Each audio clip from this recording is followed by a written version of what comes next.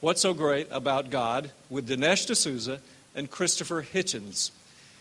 Dinesh D'Souza is a native of India who has lived in America for 30 years and now resides in California. He graduated from Dartmouth in 1983 and served as policy analyst in the Reagan White House. He considers himself a rebel against extreme secularism and claims that Christianity is winning the battle with secularism and that atheism is on its way out. Christopher Hitchens was born in England and is now a U.S. citizen, having lived here for more than 25 years. Mr. Hitchens is an author, journalist, and literary critic. His education began early under the tutelage of Ms. Watts in Dartmoor and continued with a degree in philosophy, politics, and economics. Mr. D'Souza will begin the debate with a 15-minute opening statement, followed by Mr. Hitchens doing the same. Thank you, Dr. Bishop. That was a very gracious introduction. In fact, I think I might have been the only guy sitting up here going, more, more, more. I am very pleased and honored to be here. I must say that I love the South, and I mean that in more ways than one. My wife is from Louisiana, and her name is Dixie. We now live in San Diego, and many people don't think that's a real name. But I'm delighted to be here in Mississippi, delighted to be crossing swords again with Christopher Hitchens and addressing the topic of what is so great about God. Now, here in the Bible Belt, you might feel that this is the Christian capital, you might say, of the world. But actually, it is not so. If you want a capital for Christianity in the world, you're probably better to look at Seoul, South Korea. Or you're probably better to look at a village in Nigeria or a favela in Brazil. The point I want to make here, and it's actually a very encouraging point for those of us who are religious believers, is that religion in general, but specifically Christianity, is spreading rapidly throughout the world. In fact, many people think Islam is the fastest growing religion in the world, but it's not true. Islam is the second fastest growing. The fastest growing is Christianity. Islam spreads mainly through reproduction, Muslims having big families. But Christianity spreads through reproduction and conversion. Now, this is a big surprise because just a couple of decades ago, when I was in college, we learned that the world is becoming inevitably more secular. There's a kind of inexorable tide away from belief in God and toward what the philosopher Nietzsche called the death of God, a completely secular society. And the idea was that as countries become more modern, more industrial, more scientific, more affluent, they will automatically become less religious. This was called the secularization thesis, or the secularization expectation. And the interesting thing is it has turned out not to be true. In fact, the only example of secularization that we can point to in a clear way is Europe. It's true, as Europe became more affluent, it did become more secular. But America hasn't gone the way of Europe. And in fact, if you look at the newly modernizing countries of India and China, you find that far from becoming less religious, they're becoming more religious. And in fact, Christianity is spreading very rapidly in countries where it previously had no footing at all. You have African countries that were 1 or 2% Christian 100 years ago, and now they are 50% Christian.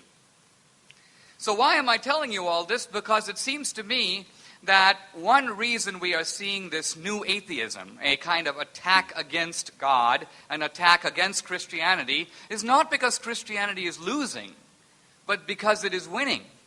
25 years ago, the atheists thought we can sit back on our rocking chairs and just wait. The world is going to move in our direction. But now they've realized that's not happening. We've got a counterattack. And so I think the belligerency of these books, the God delusion, God is not great, are a reflection of the fact that atheism has got to, you might say, go evangelical. And what I mean by that is we now have a new phenomenon in our time. You could call it missionary atheism. The atheist actually wants to get out there and make converts to his or her cause. Now, what's my complaint about all this? First of all, I want to say that in this debate, my idea is to defend Christianity, but without appealing to any Christian premises. In other words, I'm not going to be citing the Bible. I'm not going to appeal to Revelation. You might almost say I'm going to debate with one hand tied behind my back. But why? Because ultimately I want to engage the secular critique on its own ground, which is on the ground of reason. So our debate will be conducted by discussing history and philosophy and science and politics, but at no point am I going to appeal to any kind of Christian revelation. I'm going to appeal, as Christopher Hitchens claims to, on the ground of reason alone. And one of the complaints I want to make is that the atheist today is actually neglecting the huge influence of God, but specifically the Christian God, in shaping the values of our society, even the values that the atheists care about. Let's set aside for a moment Christian values. Let's just look at atheist values. Values like the idea of the individual, or the right to dissent, or the idea of toleration, or the equal dignity of women, or the idea of compassion as an important social value, the dignity of life, and so on. The importance of science, which a lot of atheists will champion as their cause. The point I want to make is that these values have assumed the importance that they have in the West, and in fact, in some cases, in the world, because of Christianity. Take, for example, the ideas behind the Declaration of Independence. All men are created equal, and out of that comes this entire catalog of rights. And yet Jefferson, who was not a particularly devout Christian, Jefferson generally tended to read his Bible with a friendly pair of scissors, cutting out passages that he didn't like so much and so on. Didn't like the miracles. But on the other hand, when Jefferson sat down to identify the source of our rights, where do these rights, they're supposed to be self-evident, some people might say they're not evident at all. Where do these rights come from? Jefferson could think of only one source, namely our Creator. Ultimately, it is because we are created equal, you may say, in the eyes of God. That's why it follows that no man has the right to rule another man without his consent. That is not only the basis for opposing slavery, the anti-slavery movement, but you might say it's also the basis of democracy. Modern democracy is based on the idea of what? No man or no person has the right to rule another without consent. Not only have our political ideas, not only do they derive from Christianity, from Jerusalem, you might say, Christianity, and in some cases Judaism before that, but even science has its roots in Christianity. Now, some people will dispute this, but if you think about it, ask yourself this question. We've had all these cultures in the world, and yet modern science, the scientific method, what Whitehead called the invention of invention, that occurred only in one civilization, namely Western civilization. In fact, it occurred only in the civilization historically called Christendom. Why is that? Why did science develop here? Aren't there smart people in other cultures who also wanted to figure out stuff? The truth of it is, science developed in Western civilization because it is based on a Christian assumption. And what is that Christian assumption?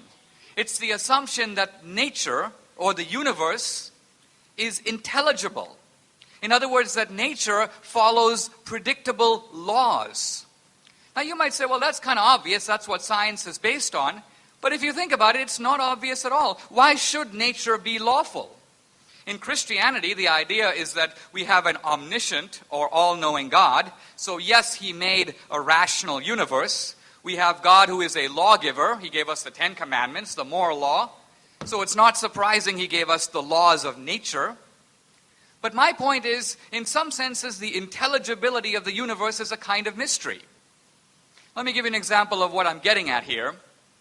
It is one of the central laws of science that light travels at the speed of 186,000 miles a second in a vacuum.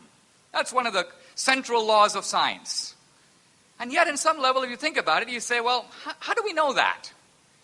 We can measure the speed of light. You can measure it 1 time or 10 times or a million times. Who cares? How do you know that in a galaxy 10 light years away, light travels over there at that speed? Has anybody measured it over there? No. We're simply guessing that because light is measured traveling at a certain speed over here, it must travel at the same speed over there. And not only that, but we assume that light that travels 10,000 years ago or even 5 billion years ago, light also traveled at the same speed, although there's absolutely no way to verify that. So how do we know that? We're assuming a lawful cosmos. Now again, when you go to other cultures, you see right away how this assumption is immediately called into question.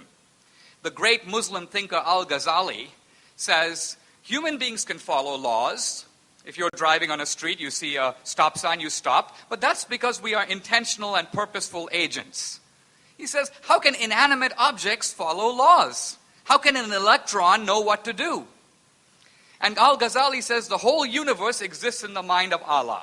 Everything happens at every second because Allah wills it to be so. There's no other way it can happen. The point I'm trying to get at here is to show that it is only in Western civilization, it's only in the orbit of Christianity that we have this idea of a rational, intelligible, lawful, mathematical universe.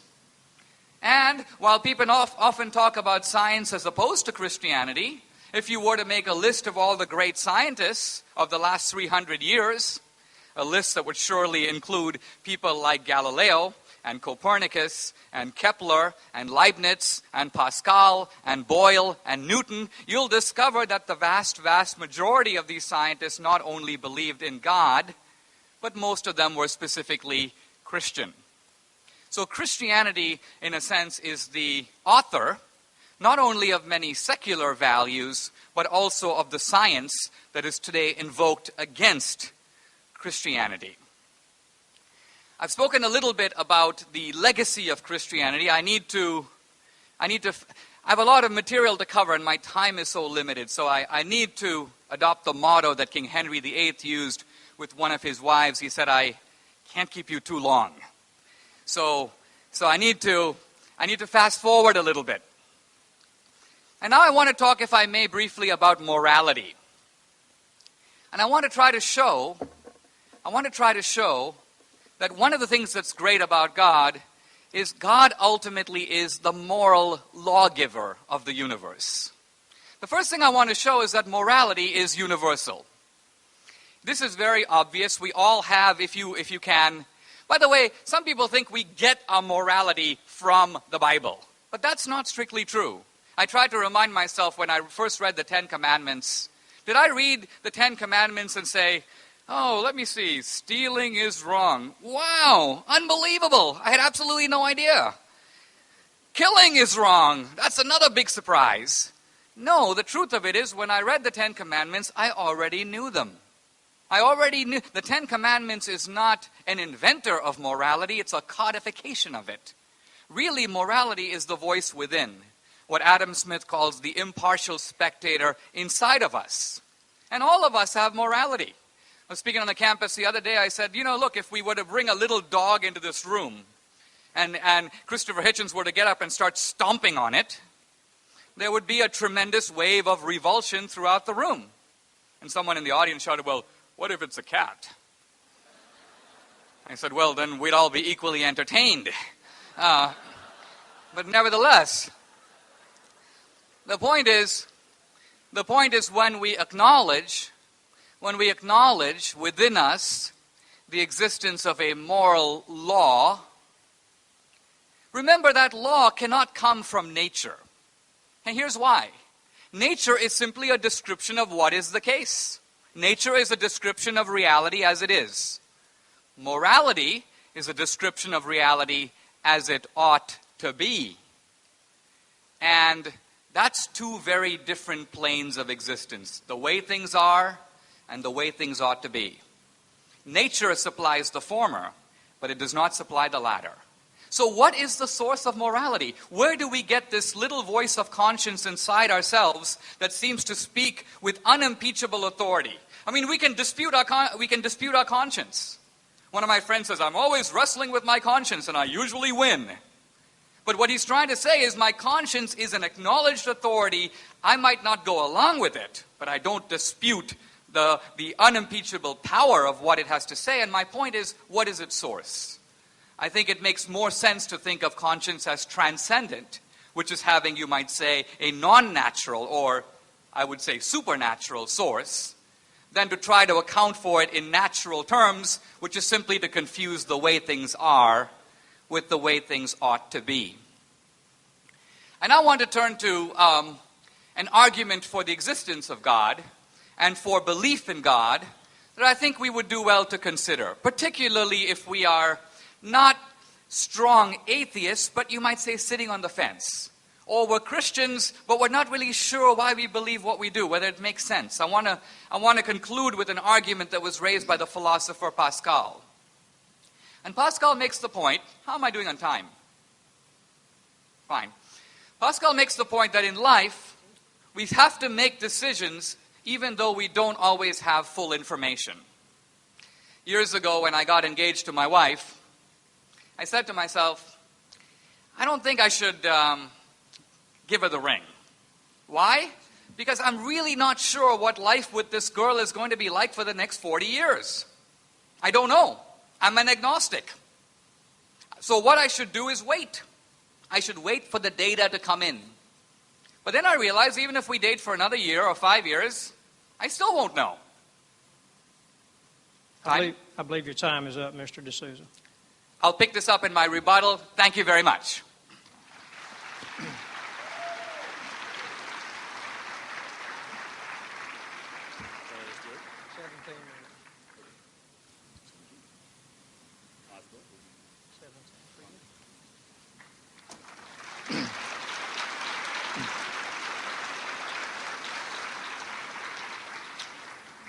Well, Mr. President, ladies and gentlemen, thank you very much, brothers and sisters, comrades, friends, for coming. I'd like to exempt myself from the chairman's kind offer of protection. You don't have to demonstrate Southern courtesy to me. I've had enough of it all day. Everyone's been almost stupefyingly polite and gentle with me. So if anyone wants to get rough, they might find that I was ready to play. Second, I want to explain a little riddle in the introduction about Mrs. Watts, my first and in many ways my best teacher when I was 9. She was my nature teacher in a lovely little school in the west of England. She was also my scripture teacher. So she would take us on nature walks, show us the beauties. Then she would do us search the Gospels. And everything would have been fine if this lovely lady hadn't overreached one day and tried to combine her two roles, tried to fuse them. And on a nature walk say to us, look, children, how beautiful and green all the vegetation is, the trees, the grass, the leaves, and how good that makes God, doesn't it? How kind also it makes him, as well as how powerful. Green is the color most restful to our eyes. And God could have made it mauve or orange or purple if he'd wanted to, and there'd have been a terrible clash and wouldn't have been so comfortable. And I was 9, and I knew nothing about chlorophyll or photosynthesis or evolution by natural selection or any of these things, but I remember thinking, that's nonsense. The eyes have adapted to the environment, not the environment to the eyes. And from that moment onwards, I've been able to see through all arguments from design, however subtly they're put, or by however clever a person. Now, the subtitle of my book is that religion poisons everything, and some people come up to me and say, or ask me at meetings like this, come on, lighten up, can you be serious? Everything? Do you really mean everything? I mean Italian cooking, fried green tomatoes, chess, tantric sex, whatever. And yes, as a matter of fact, I do mean to say this, because I think that the religious cult, the impulse to worship, in other words, the impulse to displace ourselves onto a higher and unalterable authority, in some way attacks us in our very deepest integrity, and it threatens to take away from us what is our most precious as well as our most worrying and anxiety-making thing, which is our need for responsibility, our need to accept it for ourselves, and our wish to be free, contrasted with our wish, very frequently and very noticeably expressed, our wish to avoid responsibility and our fear of being free. And it's the latter two things, it seems to me, that religion caters for. We're offered in religion the chance to have our sins not just forgiven, but taken away from us altogether. We're offered the chance to throw them on somebody else.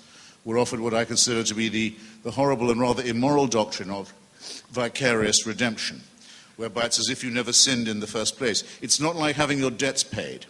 It's not like having wasted time made up for you. It's as if you've been cleansed, as if you never did it. This is an absurd abandonment of responsibility, and it takes the form, an unpleasant form, well known to the peasants of antiquity, of scapegoating. You simply throw it all onto another party and make that party, sometimes an animal, sometimes a human sacrifice, bear these sins away. Out of this kind of ritual and out of this kind of negation of responsibility, it seems to me, we have to grow. So that's the first point. It denies us our moral autonomy.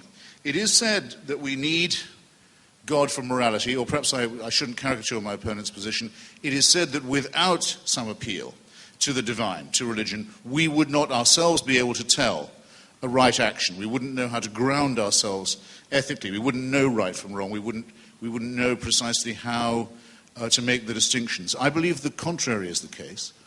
I believe that my mother's ancestors, if they ever did really spend all that time getting to Mount Sinai, which I think is, by the way, a mythical story, but never mind, let's take it as true for now, would not have got there and would not have got that far if they'd been under the pre-existing impression that adultery, perjury, murder, and theft were all fine.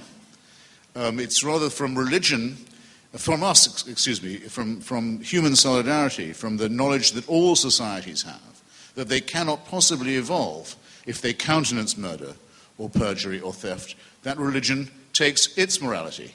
The stuff that's in the Ten Commandments, Dinesh, that isn't to do with human morality, is often highly immoral. For example, it's forbidden even to covet other people's goods or achievements. And by the way, among their goods are included their wives, their womenfolk, who are lumped in with chattel, which goes to show that these commandments are created by men and not by gods. They're created by the agricultural and masculine values of the time. It's not a small point. But there's nothing, for example, to condemn the abuse of children. There's only a vague demand that parents be respected. After all, this is coming from, apparently, a father. There's nothing against racism. There's nothing against slavery. There's nothing against genocide. Partly because in these and ensuing chapters, all those things, racism, genocide, slavery, are actually going to be not just recommended, but enjoined, made an actual injunction on the children of Israel. They're going to be told to do these things. So it seems to me very obvious that what is known as religious morality is partly man-made, and it shows. It shows that it's made by a greedy and cruel, partly evolved, fairly highly evolved, let's not run ourselves down too much, primate species that turns out on examination to be, as we now know, 1/2 chromosome away from a chimpanzee. Well, the other objection, and it comes out of this one, is that religion gives us a false picture of moral reality. If it were true that religion was the source of morals and ethics, then you'd have to be able to answer the following two questions that I'm going to pose to you, and take your time to answer them, and we have plenty of time to discuss this when we move to the public phase of this evening. You have to name for me a moral action committed or an ethical statement made by a believing person, by a person of faith, that I couldn't make as an unbeliever. Okay? I've challenged the Archbishop of Canterbury on this in public, and many other spokesmen of many religions. I've not yet had a persuasive answer. You have time. Think of something I can't do that's moral, or I can't say that's moral or ethical because I'm not a believer. Take your time. Now there's a corollary question. Think of a wicked thing done, or an evil thing said by somebody purely because they are a person of faith. You've already thought of one. You don't need any prompting from me. The suicide murder community is almost entirely faith-based. The genital mutilation of children is exclusively religiously motivated. Sins that hadn't been thought of before, things that we've hardly had time to think of condemning, are actually advocated by men of God, and often in the name of God, as a matter of obedience to his will. So just bear in mind, ladies and gentlemen, if you do want things to get a little warm later on, that I, for one, will take it as extremely insulting if any person of faith makes the assumption that their faith gives them a moral edge on me. I want to hear a lot more apologizing from the faith-based communities for the evil that they've done before they even start clearing their throats and telling me I wouldn't know right from wrong without their permission. I'm sorry, I won't be, can't be spoken to in that tone of voice, and nor should any of you. On with the false picture of reality. Religion has its grandeur. The reason why this discussion is always so interesting, always so worth having. The magnificence of religion comes from the fact that it was first. It was our first attempt. It's our first attempt to make sense of the cosmos, our first cosmology, our first attempt at philosophy. In many ways, and in some of the books, our first attempt at literature and poetry. In some ways, our first attempt at medicine, even at physics, at all the sciences and some of the arts. This was humanity's first fumbling attempt to look at the sky and see where it fitted in. All credit to religion for trying this. Someone had to. But because it was the first, it is also in many ways the worst. What happens when you don't have a germ theory of disease and you wonder where the plagues are coming from? Well, you either think they're a punishment from God, or you think, depending on how far we've gone along into the medieval years of religion, they come from the Jews poisoning the wells, or from witchcraft, or from people not going to their prayers enough. The same about natural phenomena like earthquakes or floods. There must be a supernatural explanation for things that, of course, we now know can be much better and more accurately explained for us. So the fact that we are still burdened by the false picture given of reality and of nature by religion is, I think, not the smallest of the indictments against it. You still hear, at times like Katrina or the Pacific tsunami, you will still hear men of religion, including in civilized and advanced and educated countries such as England, the bishops saying, this is because of sin that there is an inundation. And out of this, it seems to me again, we must teach ourselves as developed humans, evolving humans, to grow. There are essentially two choices once we've got past the fearful childhood of our species and the terror with which we had to face reality in those days. We can either say of ourselves and to ourselves that we are here because of a divine design, or we can admit that we are here because of processes we don't fully understand, but that are cosmological in the first instance, the Big Bang, and Darwinian, to give it a shorthand, the consequence of evolution by natural selection and random mutation in the second. Now, it's an interesting thing that religion now wants, having fought very strongly against cosmology, having fought against any discovery that threatened the idea of a man and God-centered Earth that was itself the center of the solar system, that was itself the center of the universe, and having fought very hard and still fighting against the idea of evolution by natural selection. The great thing about being religious is this: when the evidence against you becomes overwhelming, and you can see the amazing intricacies of the Big Bang and the extraordinary matter of the Hubble red light shift and the things we can now see through Mr. Hubble's telescope, and when you see the extraordinary variety of species, religion says, come to think of it, that is true. In fact, it shows that God was even more ingenious than we had thought him in the first place. What's my objection to this kind of argument? Well, of the many I could make, the first is simply this: it's completely impossible to refute. Because every time any new evidence comes to light, it's claimed for, it fits with what with the unoverthrowable theory that we already had. Some of you will have been taught already, I hope, that a theory that can be described as unfalsifiable is to that extent a very weak theory. And that seems to me to apply with overwhelming force to the religious or godly explanation of our presence here and the natural phenomena around us. I can imagine, a little pressed for time. Can you give me a rough idea? Okay, that's not long. I'm going to be very quick and say what I've been implying, and I was going to lead up to a bit more slowly, which is that this referring upwards of these questions of responsibility, of freedom, of inquiry, this referring upwards of them all the time to a celestial authority is, in my opinion, as well as futile intellectually, potentially very sinister, because what it suggests is that we are governed by a kind of celestial dictatorship, by an unanswerable to unchangeable authority in the sky that can watch us, keep us under permanent surveillance, keep us permanently under watch, can convict us of thought crime, can guard us while we sleep, and that carries on this process of surveillance and supervision even after we are dead. It seems to me this would be a horrible thing if it were true. It would be worse than any known tyranny has ever been. But that in itself puts me in mind of something, which is that most of the tyrannies under which humans have labored in the past and continue to labor under in the present have in their essence been theocratic. Because once you can give to any other group of mammals and primates, any other group of humans who are essentially no better than you, the right to say that they speak in God's name, that they know God's will, that they have God's authority and God's permission, then there is no limit to the kind of totalitarian misery that can be inflicted on you in the real world, in the very few years of existence and life and potential freedom that we absolutely know for a sure thing we do have, that are not part of the metaphysic, but that are our common property, are our birthright.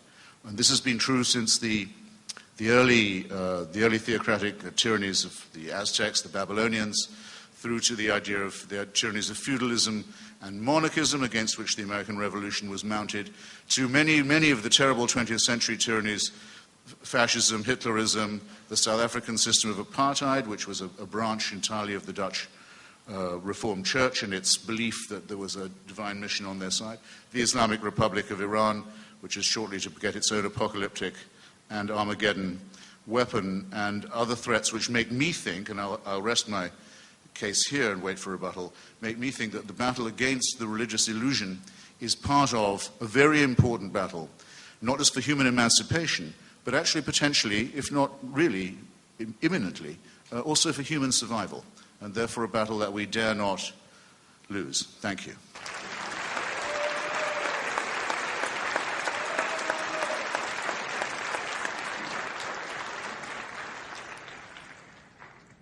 We accidentally let Mr. D'Souza go over time for 3 minutes, so Mr. D'Souza will have a 5-minute rebuttal, and then we'll even that score by giving Mr. Hitchens an 8-minute rebuttal.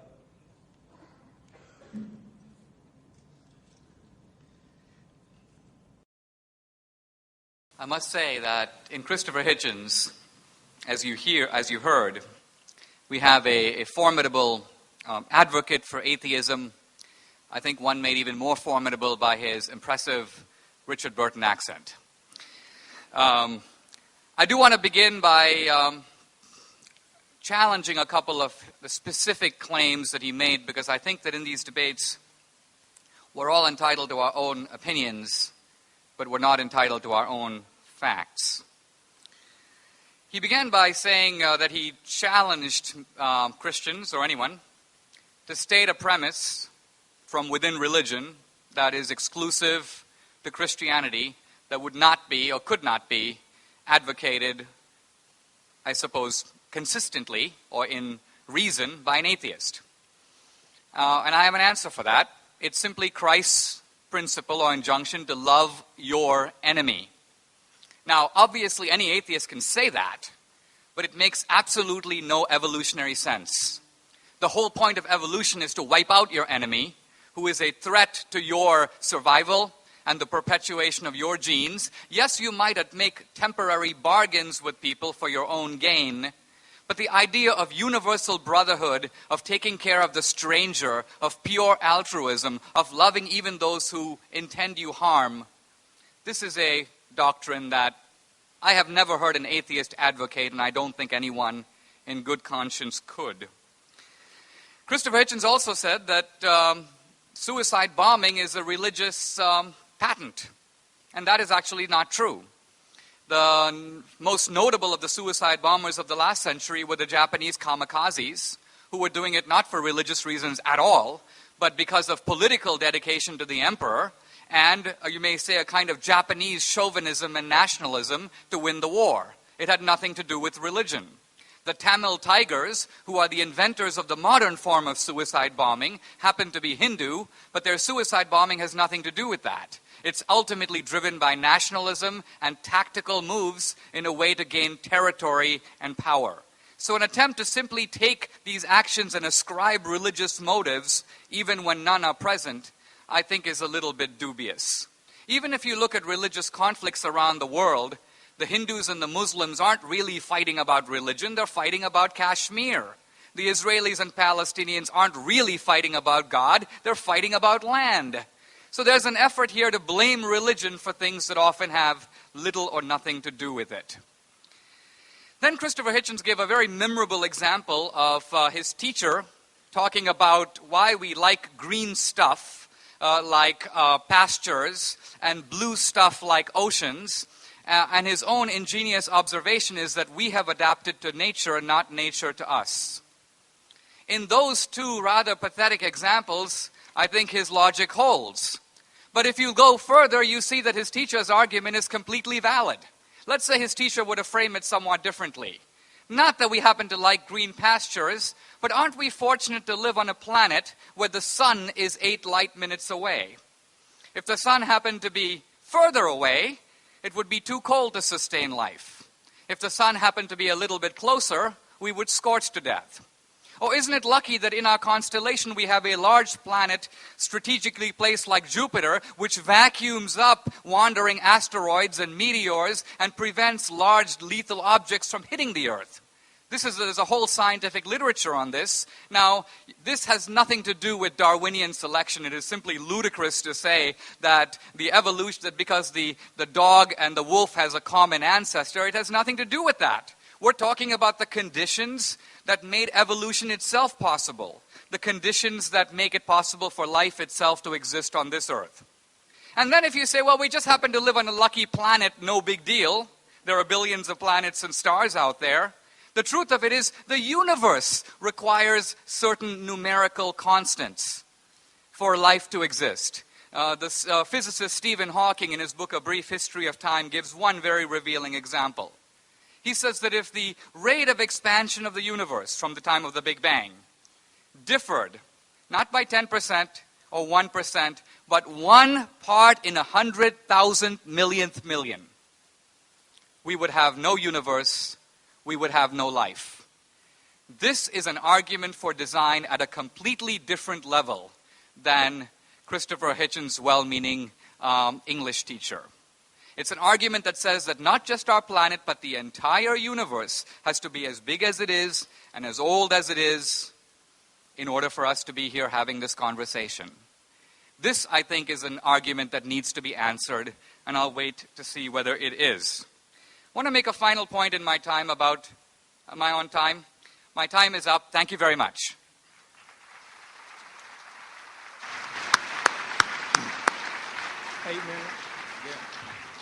Mr. Hitchens will have 8 minutes, timekeepers. Okay, well, I'll do it directly, because this is starting to be fun. I don't want to change the goalposts, of course, but I don't actually think that loving your enemy is always a moral injunction. There are some enemies I don't love and I don't think I should. It's not my right for people who might want to kill you and your children or kill my children. It's not my right to love these people. It's my duty to destroy them, to defeat them. There's nothing moral about saying, let them have their way, turn the other cheek. That would simply be my political, my secular, rather than my theological view, but I do think there is a problem with the rest of what Dinesh said on this point. The other injunctions about love, and we'll stay just with Christianity for the moment. A problem I always had with it was compulsory love. Not you're compelled to love your neighbor, or even not just to love him, but to remember to love him or her as you love yourself, an injunction that actually cannot be obeyed. Nobody with any integrity and self-respect can have the same regard for another person as he has for himself and perhaps his family. It's not to be expected. It's more than can be demanded. It's a work of supererogation. And it has the sinister corollary that because you know you can never quite do it, you're always falling short. You must always flagellate yourself for failing to come up to this magnificent idea. You're always going to be guilty again. You can't possibly be right. You're always in a state of sin. And this has the connotation, again, of the totalitarian, a law you cannot obey. Further, you're supposed to return this love to someone who is your creator. And you're told, in addition to being compelled to love this person, you must also fear him. Is there not a problematic element here? Compulsory love for a being, a supreme being, of whom you must also, at all times, always be in fear. When I think of this, the image I get is of George Orwell's Big Brother in 1984, where adoration is extracted from people who are in a state of holy terror. It doesn't seem like morality to me. Now, the so-called golden rule, that we should have the same consideration for others that we expect them to have for us, is a very fine rule in its way. It has a limitation I'm about to mention, but it's a decent enough rule, and and it's not hysterical, and it's not totalitarian, and it doesn't demand the impossible of people. Don't do to another what would be repulsive if they did it to you. We know that was said by Rabbi Hillel long before Christianity, Babylonian rabbi. Something almost exactly in that form of words also appears in the Analects of Confucius. So it predates monotheism altogether. Some such idea is obviously innate to us. It's commonsensical. The limitation, I'll just mention it conversationally, is it's a rule that's only really as good as the person who's uttering it. The person who's uttering it must be a person of average moral character, because there are many people, let me think of an example. Well, Charles Manson, for example. It's ludicrous for me to say of him that I don't want anything done to him I wouldn't want done to myself.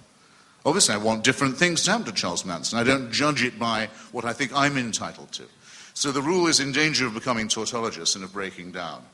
And that's why I don't think that there are, in that sense, religious or moral absolutes. And why it never makes any sense to say that we wouldn't know right from wrong if we couldn't refer it upwards to the unseen celestial court. There will always, unfortunately, be ethical and moral approximations. And that's part of the curse of our mammalian condition. Now, I deliberately did not say that suicide bombing, I think the record will show, was an exclusively religious monopoly. I said it was almost exclusively a religious monopoly, because I know myself about the Tamil Tigers, and I agree with what Dinesh said about that. I said the genital mutilation of infants community was exclusively religious. But if I'd been going to make an exception on the suicide murder and suicide bombing one, I wouldn't have chosen the Japanese kamikaze. After all, their emperor was a god in Japan. Japan was one of the most completely theocratic of the three countries that made up the Nazi-fascist axis. The emperor was, until he renounced his divinity, rather conveniently in 1945, a god. So anyone committing a kamikaze action was doing it to please the divinity. Just a point I don't think that is negligible. How much time do I have about Jupiter protecting us from meteors? Oh, that's all right.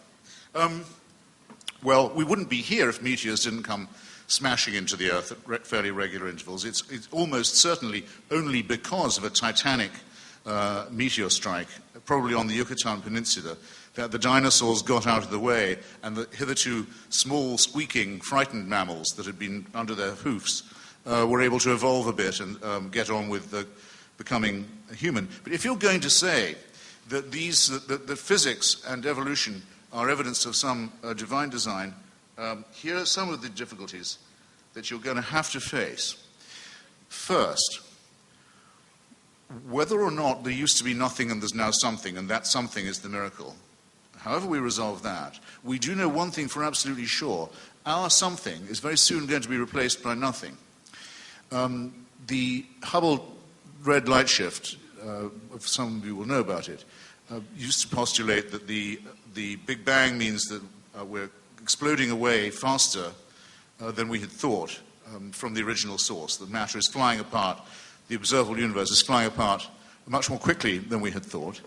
It was then thought for Newtonian reasons, well, that's going to slow down. The rate, at least, will slow down. The recent discoveries by a great physicist named Lawrence Krauss have shown to the contrary. The rate of expansion is actually increasing. In other words, very, very, very soon, it won't be even possible to detect the red light shift anymore. So a lot of nothingness is coming our way, and if that wasn't enough, the Andromeda Galaxy, which can be seen almost by the naked eye in the night sky now, is headed directly on collision course with our own. That's some design, isn't it? Of taking our own tiny little suburb of this magnificent cosmological city, our negligible little suburb, just our solar system, for an example, of all the planets in it, all of them but ours, are either much, much, much too hot or much, much, much too cold to support any kind of life. And of our own planet, huge tracts of it, the same can be said, either too hot or too cold, and on a knife edge. And we've only been on it for about 100,000 years minimum, 250,000 years maximum, and our tenancy on it can already be seen to be very short term. And in the meantime, we've discovered that of all the species ever put on this planet, or to have occurred on it, I mean to say, 98 to 99% have already become extinct. So if all of the things I've just mentioned to you, all of which are true and factually verifiable, are the responsibility of a deity, then there's only one conclusion you can draw. This deity must be very, very clumsy, very tinkering, very improvising, and very, very wasteful of cosmic and human and animal material, at least. He must be very, very capricious indeed, playing and toying with his creatures and his creations, or he must be very cruel and very indifferent. So if you want to award these responsibilities to your God or to your religion, then I'm entitled, I think, to wish you joy of it. Thank you.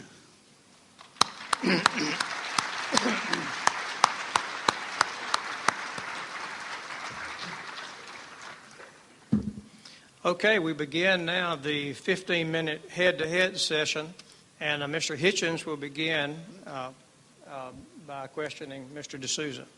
Oh, I thought it was the other way around. I believe we let him start first, so we're letting you start the head-to-head first. I was about to say I'm not ready, but that's not quite true. You want me to go first? No, it's perfectly all right. Okay. Wouldn't you say that we, well-matched as we are as chaps, and as magnificent mammals, either products of evolution or of a creator, that our position on this stage isn't precisely equivalent? In other words, you couldn't really resent it if I said, you've got a burden of proof that I don't really have. Because it's not just a matter, is it, of saying there might be a force, a life force, an originating force, which I can't obviously disprove. But you have to show that there's a force that actually cares about humans, intervenes in human affairs, cares which country wins a war, perhaps, or even which party wins an election, who knows, but perhaps answers prayers, takes an interest. In other words, there's a big gap between deism, the idea of a god, and theism, the idea of a religion that can propitiate a god and can know what he wants of us. Well, I would agree, in part, as upholding the affirmative in any debate, what's so great about God, I need to show what's great about God. Now, it's true that our topic is huge, and if you want to go into issues of why there's suffering in the world, or why do we believe in the Christian God, why Jesus and not, say, Baal or Allah or Krishna, then we've got to go into each topic, but they are a little far afield perhaps for this debate, although I'm happy to jump into them. So I won't assume the burden of proving all those things.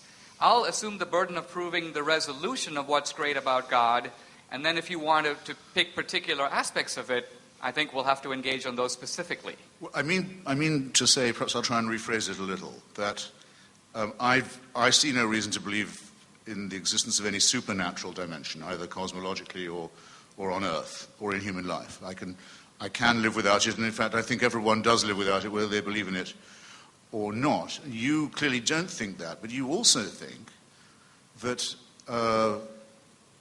salvation is attainable by this. It's not just a matter of proving that there might be a supernatural dimension, but that if you believe in it in the right way, your sins can be forgiven, you can be saved, and you can have an afterlife, a blissful one, that will go on forever.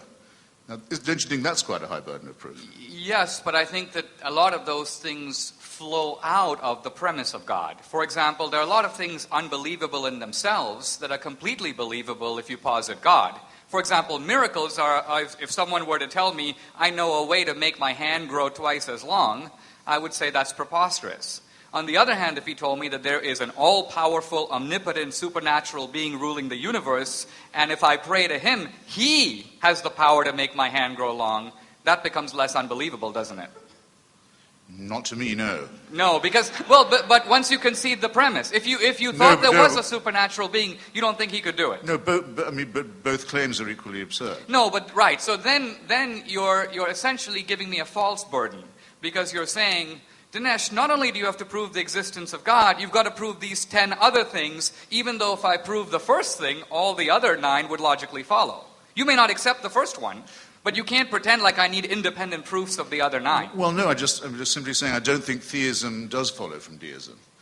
In other words, you get to the point which Spinoza arrived at and Einstein arrived at, and many other scientists and philosophers have arrived at by saying, well, there's enough harmony and majesty in all this for us not to be able to say or even want to say that there may not be a hand at work somewhere. But you can't get from that to a personal God whose mind you can know, whose will you can obey, whose help you can enjoin. Well, I would agree. All your work is still ahead of you, in other words. I think that deism is a form of theism. It is theism light, you might say. I wouldn't put Spinoza on that category. He was more of a pantheist. Yes, okay. On the other hand, I think that deism does posit a supernatural creator, but somehow makes him an absentee creator. He started the clock, and then he stepped back. So it's a little bit of an idea of a lazy God. It's not my idea of a God. But on the other hand, deism may be one way to start on a full proof of theism. Then, okay, fine. Then let me ask you a related or subsequent question. Given the number of gods there have been, you touched on, you've named some of them, Baal, Dagon, Thor, Artemis, anyone could come up with quite a long list. H.L. Mencken once got the list up to something like 10,000, the gods that we know have been worshipped. It seems to me that we have 3 possible alternatives. Let's not even say possible, thinkable alternatives. One, that all of these are false. In other words, that the proposition God made man in his own image is exactly the wrong way around. Instead, men made many gods in their own image. So either they're all false or they're all true, which, as I say, is only just thinkable because it's obviously nonsensical, or only one of them is true. And actually, if you chose that to be Christianity, you'd have to say, if you're a real Christian, it seems to me, only one version of that Christianity is true, because many of those are mutually incompatible. Now, do you really think, given the odds and given the scope and the scale of it, that the third answer can be the correct one? Not only do I think it can be, I think that you can give reasonable grounds why it is. See, I think the strength of this argument or the lack of strength of it can easily be seen by purposes of an analogy. If I were to say, if we look at the ancient world, you have a number of philosophers, Thales, who thinks everything is made of water, and Heraclitus, and Parmenides, and Democritus, who thinks you have atoms. And just because we've got all these competing rival theories, it's probable that none of them are right, and there really isn't a theory that is right. Well, it turns out that Democritus was the closest. His atomic theory, actually, looking at it, making allowances for the difference of time and era, it's not that because you've got many theories, one is bound to be wrong. In fact, you could say that because all these religions represent human efforts to reach the supernatural, the fact that you've got so many efforts shows that it's quite likely that some efforts are closer than others. It's sort of like a way of saying, we're all trying to get up to the light up there. There are going to be different attempts, different theories for how to do it, but some of them may approximate better than others. But, Dinesh, and one might actually be the closest. But surely that's not really an analogy. I mean, conflicting accounts of observable natural phenomena. Right? He's saying, what are the constituent elements of matter? We can see that nature is here. Is it all water? Is it all air? Is it phlogiston? Is it atoms? That's completely different from saying, whose God are you going to worship? And by the way, scientists do not kill each other for coming up with different interpretations, nor do they sentence other people to eternal paradise or torment for getting it right or wrong. Religion is something else than an opinion. I hope you'll agree. It is, but let's a faith. Let's look at that. It's a faith with a big promise attached to it. I wouldn't say that exactly. Here's why. Let's say that you've got a human level over here, which is to say the level of terrestrial man. Let's say that we have a divine level, which is perfection, perfect beauty, perfect goodness, perfect truth over here. I would say that the Eastern religions are trying to cross this huge chasm by diagnosing a problem. And the problem is essentially the word that we begin our sentences with, I. So if you can get rid of the self, the idea is, then you can achieve nirvana, liberation. Now that is not faith, that is actually a specific moral remedy for a specific human problem.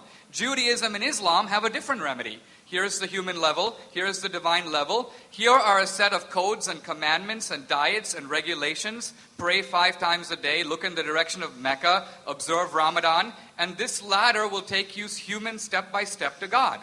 Christianity says, no, this is a noble effort, but it's not going to work because the gap is too large.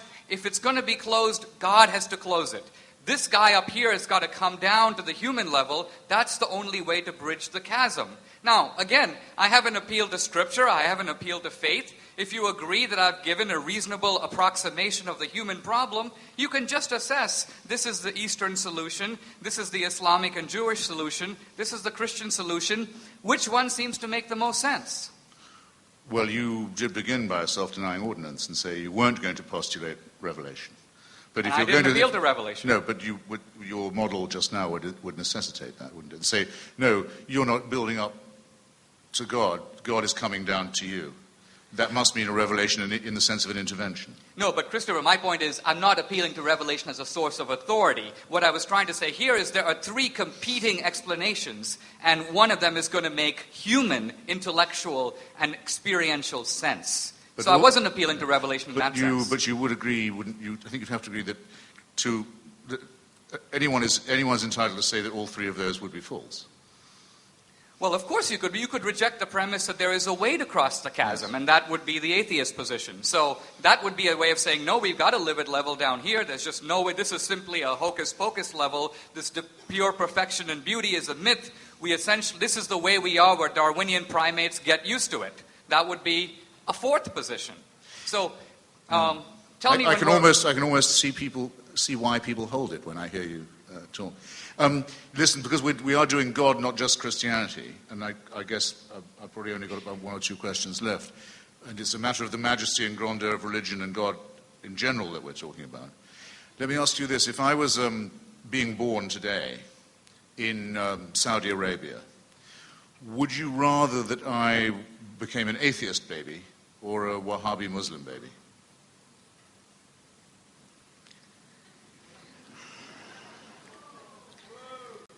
This is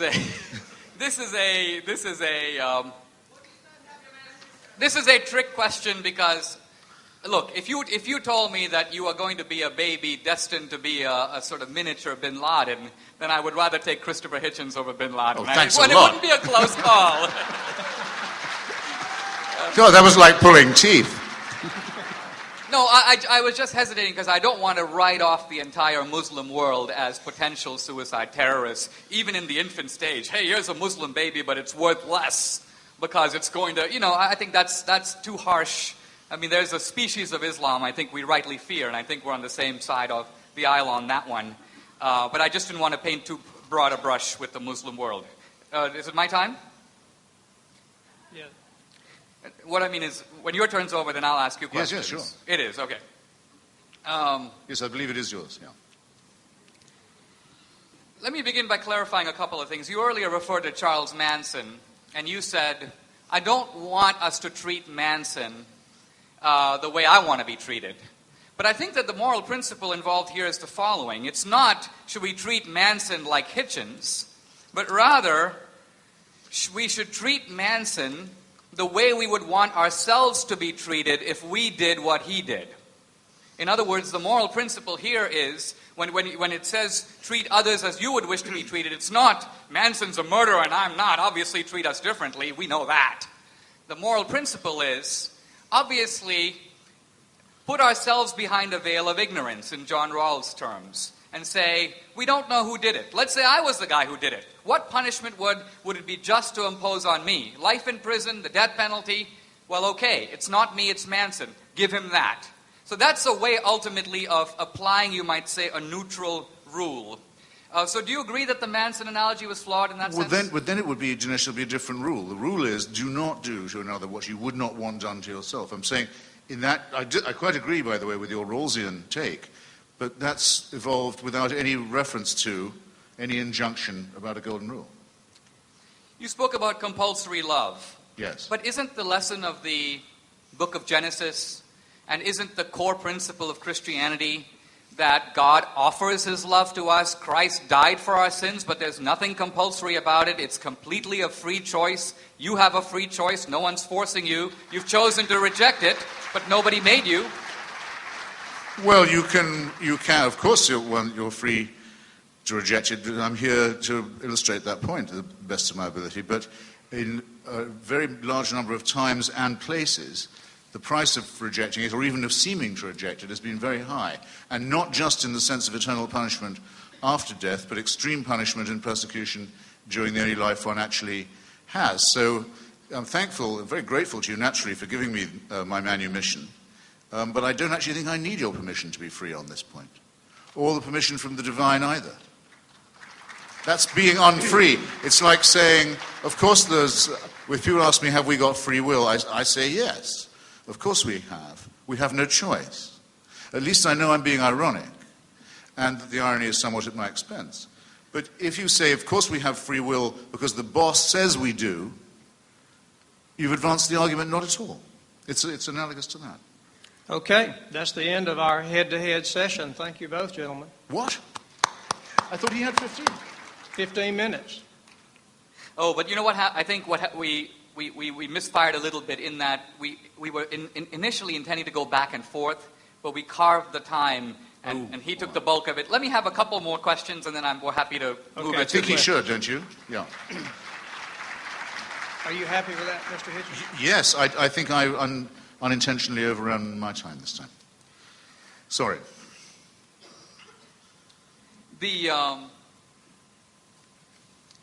You mentioned the issue about design, and you said that you've become kind of immune to arguments from design.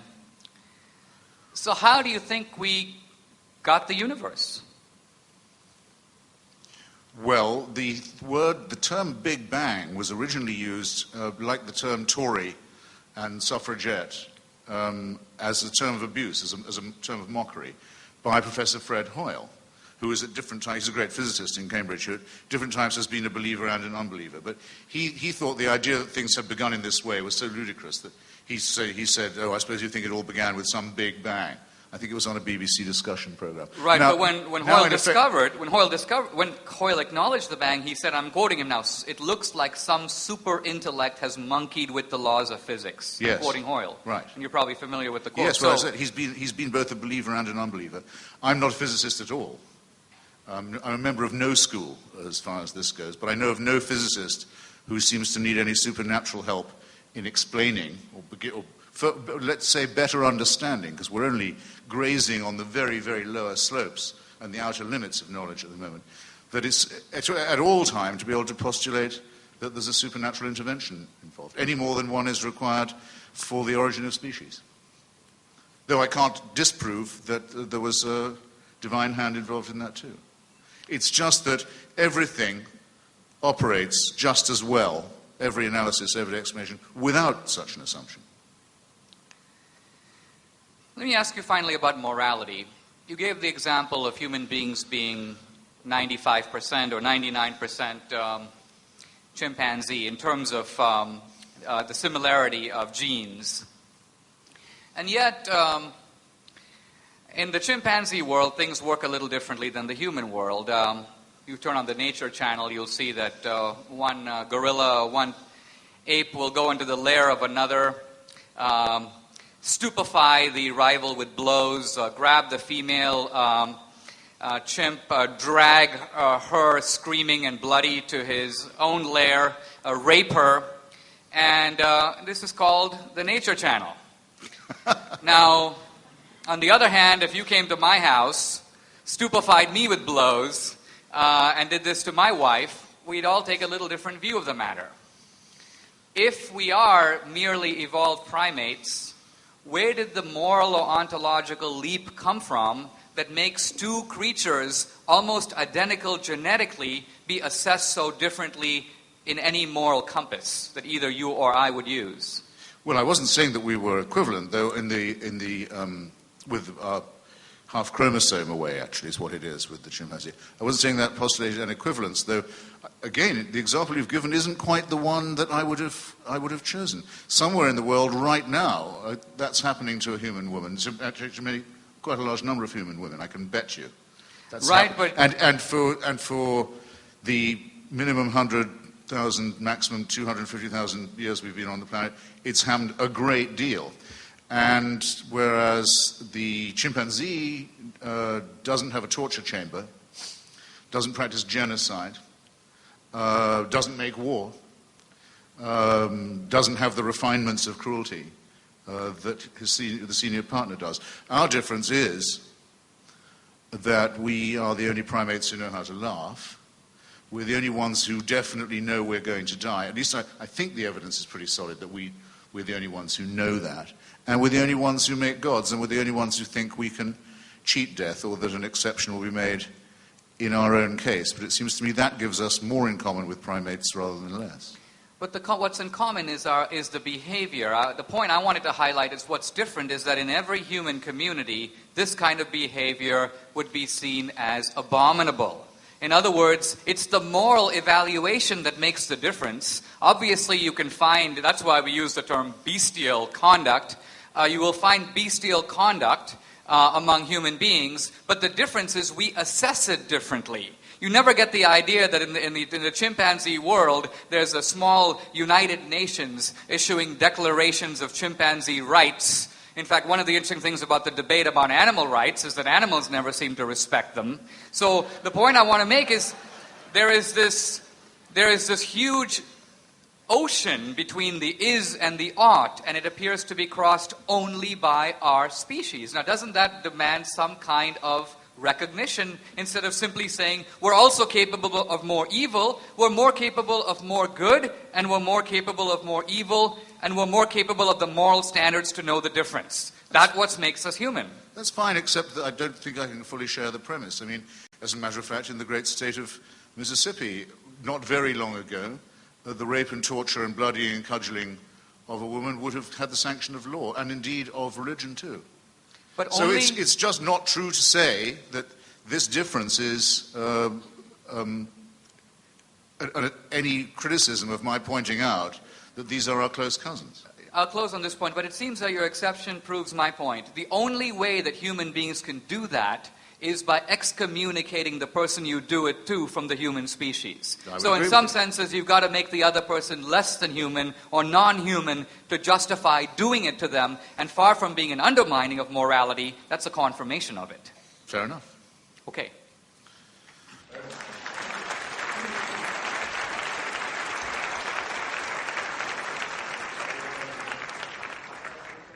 Yes.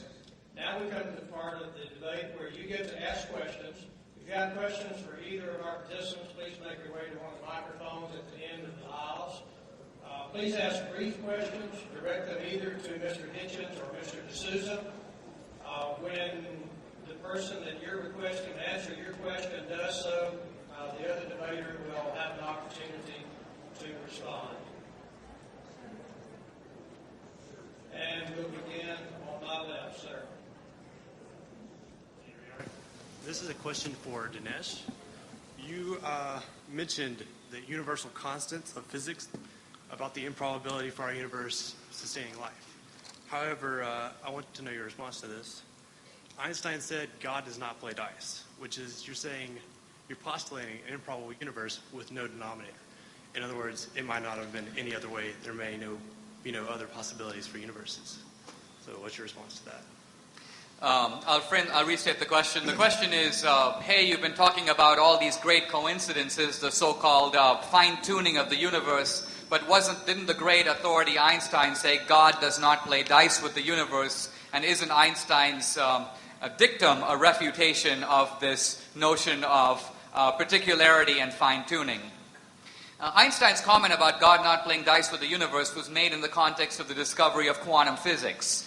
Einstein refused to believe that nature could be so erratic and unpredictable at the very tiny scale. And then as his life went on, Einstein had to admit that quantum physics was a premise that was not only as validated as the theory of relativity, but in some ways one of the most tested theories in all of physics. So Einstein was wrong. Einstein had to admit that his anxiety about quantum physics was misplaced, and his refusal to believe it one of the great mistakes of his life.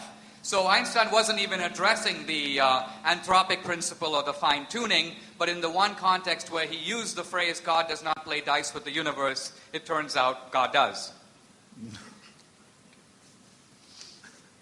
Mr. Hitchens, you care to respond? Einstein was he tried to avoid using the word God at all. He would sometimes use a sort of playful expression, the old one, and so forth. He tried not to personalize the question because he was so sure that you couldn't get from any speculation to a personal or intervening God. And though he was very often misrepresented on this point, if you're good enough to buy a copy of my Portable Atheist anthology available at fine bookstores everywhere, you can see a very exhaustive anthology of Einstein's views on this question, which were determinedly non-theistic. Okay. Thanks for coming out, y'all. This is also for Mr. D'Souza. I hate to overload him, but when you were making your rebuttal, you appealed to the uniqueness of Earth as evidence for God's existence. And I'm kind of confused. I don't see how a supernatural explanation that doesn't rely on scientific fact for its proof is any more likely or easier or anything than just chance. Okay. The question is, why posit a creator? Why not say chance? Let me give you an analogy to illustrate my point. Let's say I entered the California State Lottery, and I win. I would say, that's chance. It's unlikely. There are a lot of people in California, but someone had to win, so I won.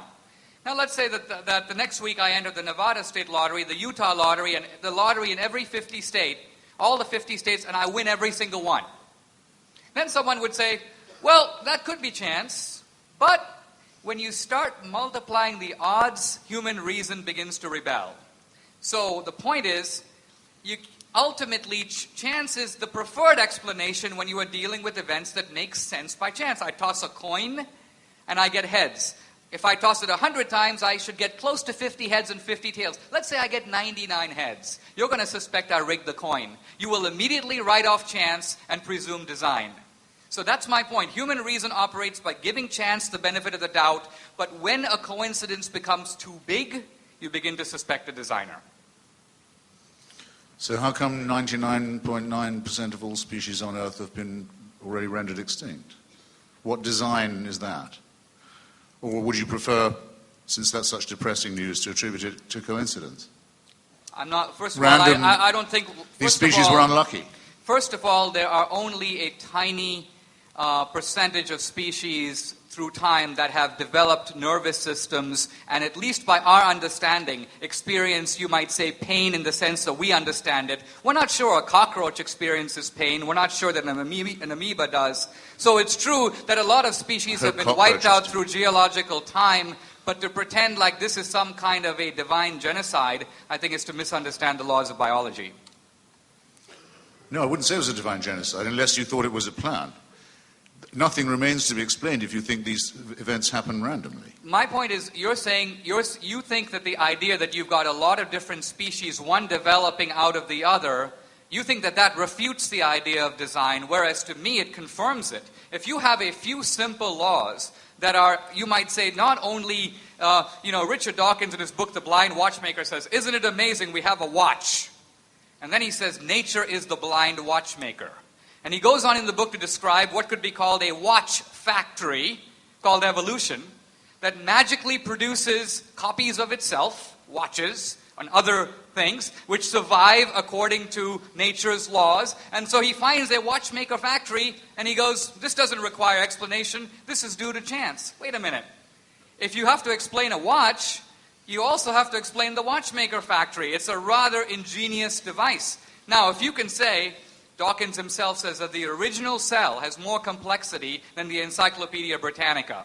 And not even Darwin dared to suggest that the original cell has developed by evolution. Evolution presumes the existence of self-replicating cells and then tells how we can get from A to B and B to C, but it takes A for granted. So it seems to me rather unbelievable to pretend like we have somehow answered the argument for design when we are presuming extremely complex design at the beginning. Yes. Well, that was real.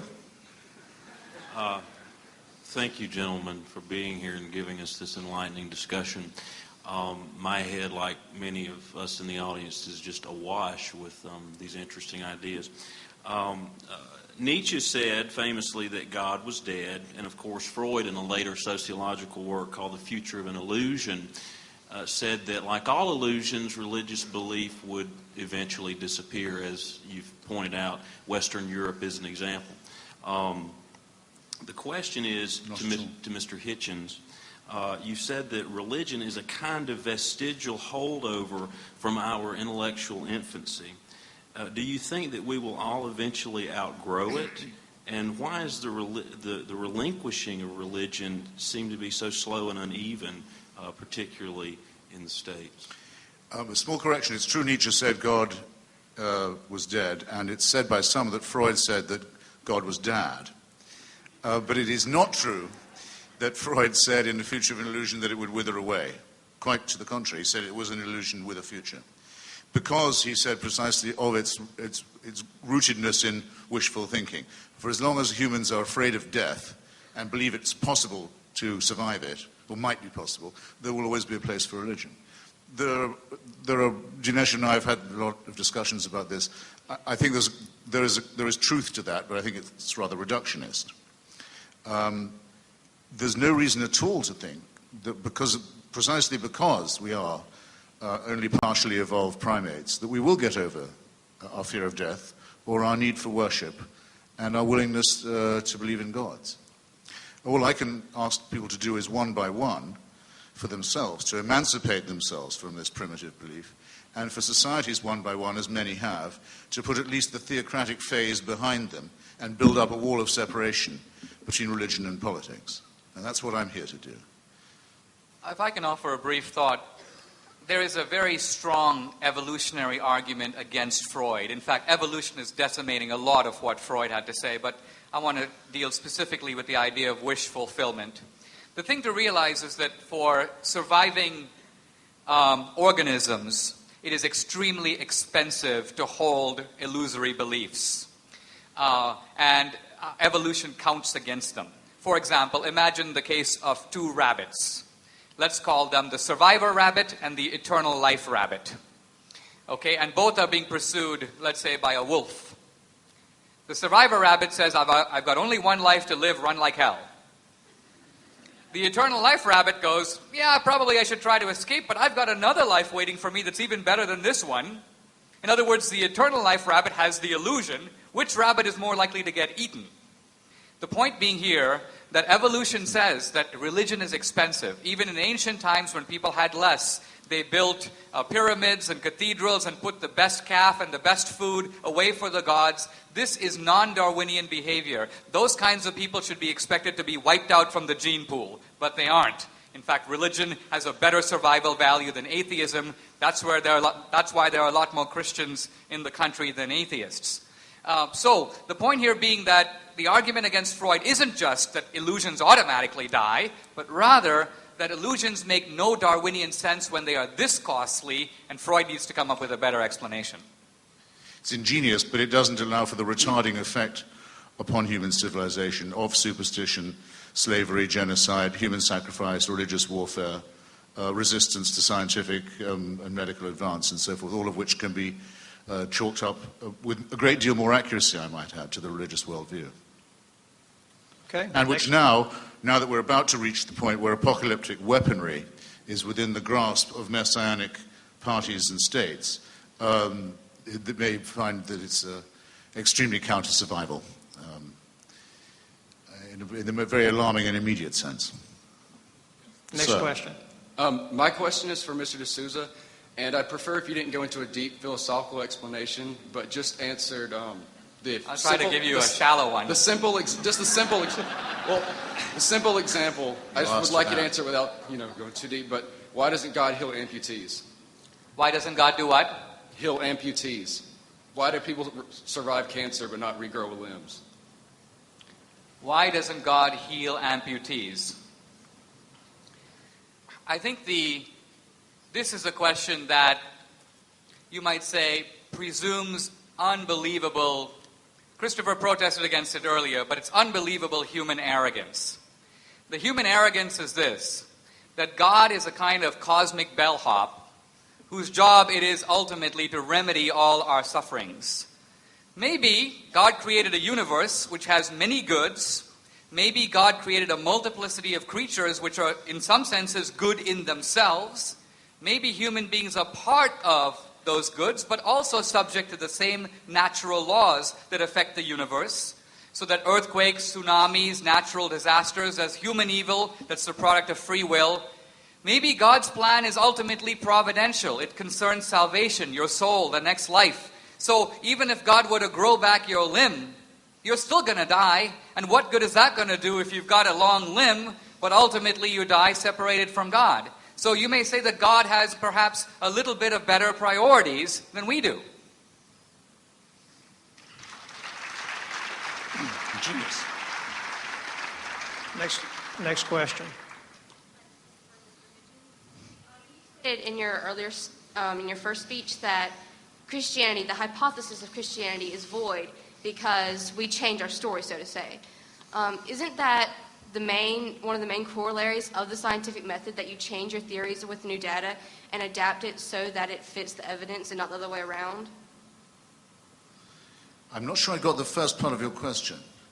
Yes, of course, that's the scientific method is to be always in doubt and to be always willing to test your own assumptions against new evidence. But that's completely different from the affirmation of faith. The affirmation of faith is a presupposition. I used to sit and listen to it being said, in order to believe, you must have faith in order to believe. There was nothing you could tell me in advance that if I could show it to you, would destroy your faith. It's evidence proof in that case. You couldn't have a bigger discrepancy between two ways of looking at the world than the religious and the scientific one. Let me support your point a little different way, though. I think what she's trying to say, and I would agree with her completely, is that we always talk about scientific progress. We judge science by its latest and most spectacular advances.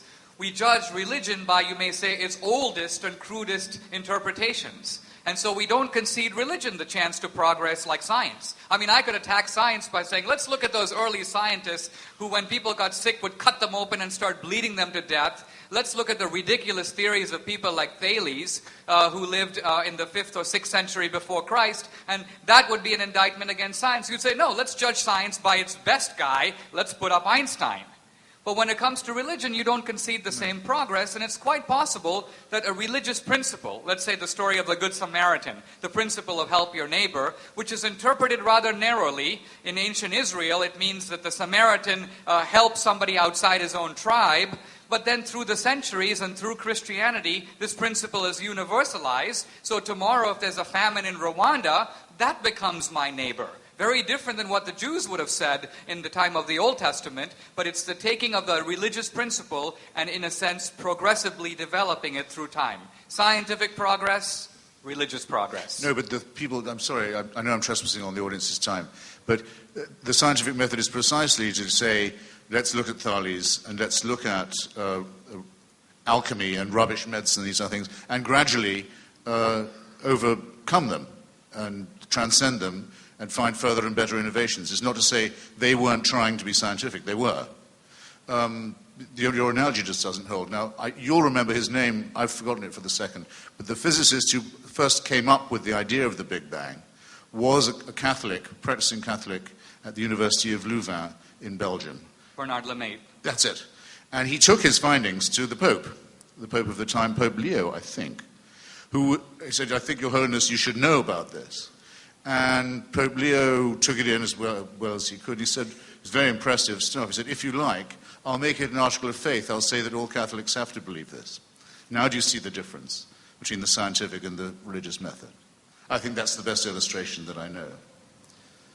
Professor Lemaitre said, actually, no, Your Holiness, I don't think that would be quite the way to spread the word. But there you go. Okay, next question. Thank you both for being here. My question is for Mr. D'Souza. If you wanted to logically demonstrate the existence of God to an 11 or 12-year-old, how would you do that? The question is, how would you make the case to a 12-year-old that God exists? And this is a very pertinent question, since I have in my house a 14-year-old daughter. And so we all have to make this case to our children, particularly now that we live in secular culture. You can't just assume it. I think that one of the best ways to show a child is to point to morality. Because children have a very clear, undiluted, and you may say undistorted sense of right and wrong. See, when we're adults, we develop cunning rationalizations. Because we want to do something that runs against morality, we try to invert the principle. In other words, we become extremely and ingeniously Clintonian in a way that Christopher Hitchens would fully understand.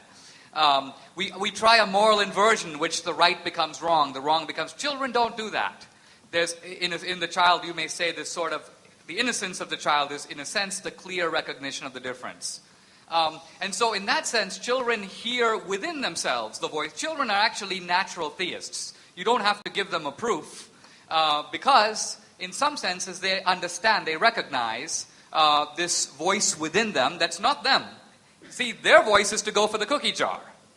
But there's this other voice, not them, that's saying not to. Now, what is the source of that voice? You can't say it's Darwinian. It makes no sense. That voice requires some acknowledgement and some explanation. And I'm saying the transcendent hypothesis is a better explanation than any rival one. It certainly isn't morality that we've made up. We might make up whether we want to live according to it. But to say we make up the morality itself, give me a break. It's a good statement of the case by Dinesh that our morality is innate to us, though, and not given. Okay, next question. I'd first like to thank both of you guys for coming here. It's a pleasure. And my question is for Mr. Hitchens. Is there a difference between the greatest conceivable being, or the laws of nature, and a God, one that is not sentient? And if there is none, do you support the ontological argument? I assume you're familiar with that. I got the ontological last bit. Could you speak up a little? I'm sorry. Is there any difference between the greatest conceivable being in the ontological argument and a God that is not sentient, one that Mr. D'Souza would argue for? And if there is none, would you not support the ontological argument, which could in many cases prove the existence of God? The shortcoming of the ontological argument, tempting though it can be, is that it assumes we could conceive. Well, one of the shortcomings is assuming that we're able to conceive something than which nothing greater can be conceived. It would be difficult for us, I think, to be able to stretch our minds to that limit of conception and not award sentience, because that seems to me, though again, you're always hovering on the verge of tautology here, greatness to us is in some way indissoluble from consciousness or sentience. this would still leave us with the problem of where the being was that had created this greatest conceivable being. It still leads you to an infinite regression. If it was any good, it would have worked by now, the ontological argument. Okay. In the interest of time, we'll move in. I have a lot to say on this argument, and I do in my book, but I'm going to let it go because I'd like to take more questions. Okay, next question. This question is for Mr. De Souza, but after hearing you butcher evolutionary theory with your two bunny rabbit discussion, I wonder whether it will fall on deaf ears, but could I ask your opinion of relatively recent cognitive discoveries of how religion is hijacking normal human behavior, normal cognitive processes like love and fear and the credulity of children, etc., etc. Do you look into that from a scientific perspective? Who are your sources? Pascal Boyer, Anderson Thompson, Heather Fisher. Yeah, I'm familiar with Boyer's work, so let me address that. First of all, I want to begin by saying it's very easy to make an accusation. You've butchered evolutionary theory. Clearly, if I had butchered it so obviously, you'd be able to say how.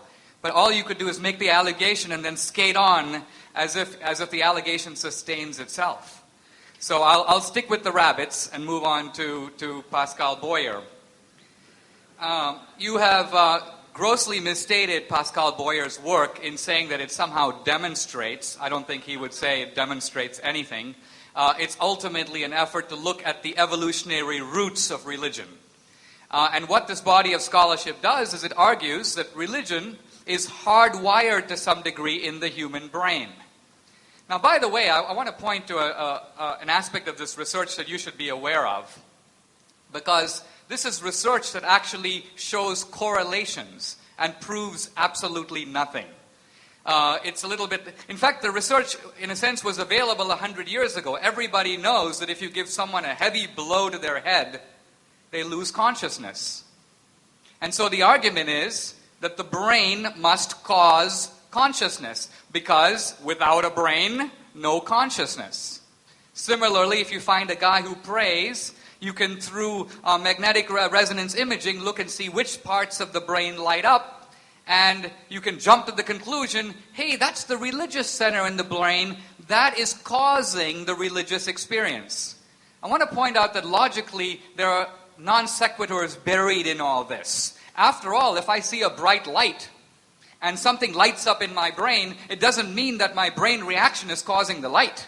There is an external experience that my brain is reacting to, and yet the assumption of people who find religious node centers in the brain is that these node centers are fabricating the religious experience.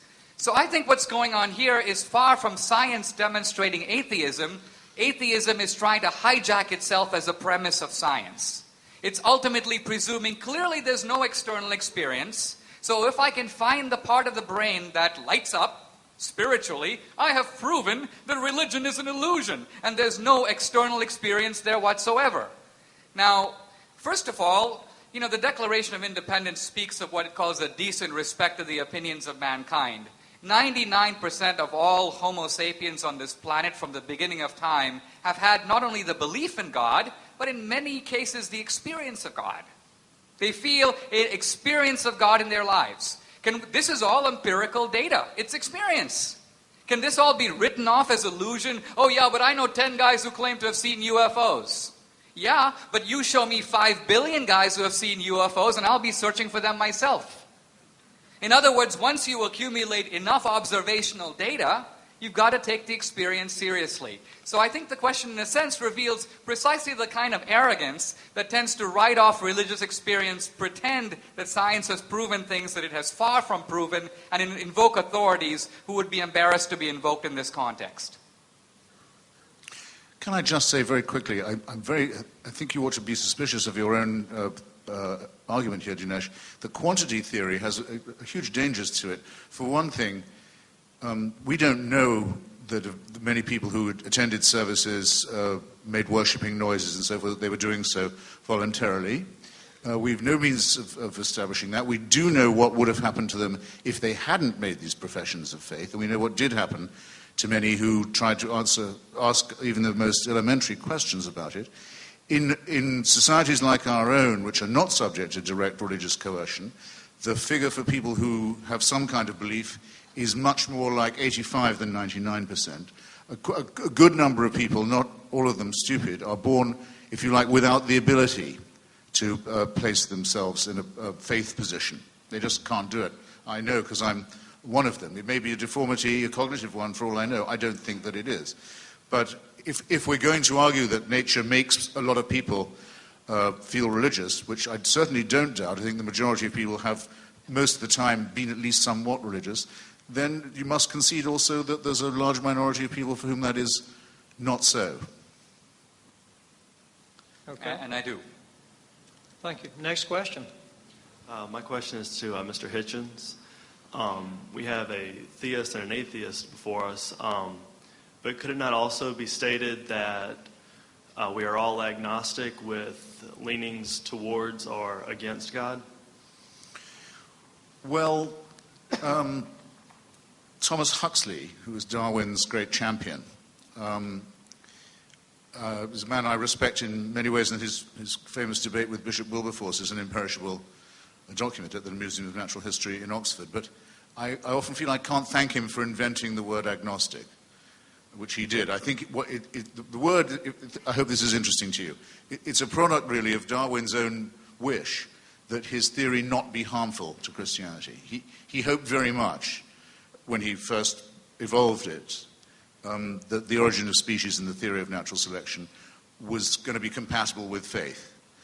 It took him a long time to decide that, at least in the form that faith then took, it wasn't going to be compatible. It took him a long time to go on and lose his own personal faith, which was actually for other reasons.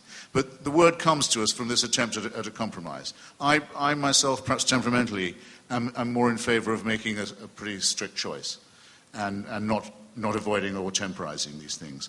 I think if you come to the conclusion that no serious or believable or credible evidence for the existence of a supreme being, let alone a benign, intervening, caring one, has been adduced, I think you're really obliged to say, not that you haven't made up your mind on it, but that you don't believe it, which would be my view. Very briefly, I do think there are a lot of seekers, and they would fall in the agnostic category in the sense of, I don't know yet, I'm on the voyage, I want to search. I think the point that Pascal made that I was going to get at to earlier was, he said the problem with the agnostic position is at some point it runs out of gas. And that some point is the fact of death. Ultimately, at death, all abstentions are counted as no votes. So the agnostic who in a sense says, I'm not going to take a position, but I'm going to live as if God did not exist, is in some senses a de facto atheist. It's a de facto atheist who's not in a sense admitting it.